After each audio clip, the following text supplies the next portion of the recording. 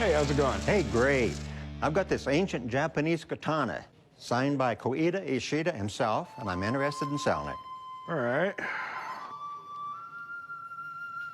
Yeah, I definitely wouldn't want to be on the receiving end of it, that's for sure. Well, I've displayed the sword in my office, and here comes this Japanese guy, and he goes, oh my goodness, that's worth a lot of money. And I knew then that I had something that was really valuable. I've been told the value is anywhere from $20,000 to $100,000, and so the sky's the limit. So what can you tell me about it?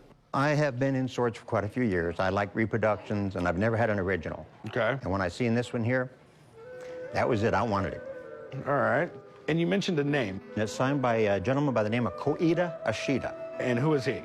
He could be the descendant of Mitsunari Ishida, the colonel in the Battle of Sakigahara. Does that make it special? I've never seen anything like this one here anywhere. You got a few, man. You got a couple, but you notice nothing like this. We picked up one of our Japanese swords for $4,500, and after having it restored, it's worth 15 grand. If I can make that sort of profit on this thing, I've got to have it. You say it has markings and it's signed. Where are they? The swordsmith usually puts his signature on it on the tang. So if we remove this handle, we'll see the signature underneath? Right. This was all deciphered by a Japanese lady. Koeda Ishida. Right. That's what's on the tang. Okay, so some guy we don't know. Right. That's useless to me. I'm not trying to be a jerk to this guy, but I do need to be extremely careful. There's a ton of fakes out there. Some stranger appraised it, and no one even knows who Koeda Ishida is. But the markings on the sword are fairly unique, so I think it's worth having someone take a look at it. How much are you looking to get? Well, $1 million. You mind if I have a buddy of mine come check it out? Welcome it. All right, let me go give him a call. All right, thank you. I'm excited because now I got a professional that knows what he's doing. And by golly, that's what I've been looking for. What you got today? Got a katana sword for you. May I take a look at your sword? Oh, absolutely. Right ahead. You know, swords like this, they're laminated and they're made with like about 33,000 layers of steel. Yes, sir. So their cutting ability is unparalleled. During World War II, there was footage of one that cut through a machine gun barrel. Wow. This was very prominent around 1000 to around the late 1200s.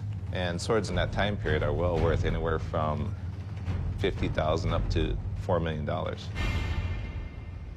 It is really rare to find a sword from the 1200s in fully intact condition. Getting a sword like that is kind of like winning the lotto. So tell me, is it real? We have to remove the handle to take a look at the signature.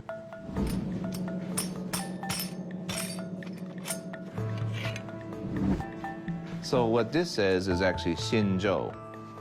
He's a very famous maker, Iwama Shinjo. But there is no such maker as Ishida Koeda, unfortunately.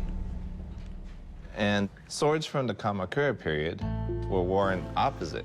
So the signature would actually be on this side of the tank. Okay. What we have here is actually a reproduction of a Kamakura period sword. Wow. These swords were actually made in China about 15 years ago. I've seen these go for anywhere from $50 to $200. Well, man, unfortunately, we're not going to be able to make a deal. I got no room for $50 swords, so Mike, you mind giving me my hand? No problem. Appreciate it. All right, thank you. Yeah, I'm disappointed because it looks real. It fooled me, and I was really looking forward to this. But I learned a lot.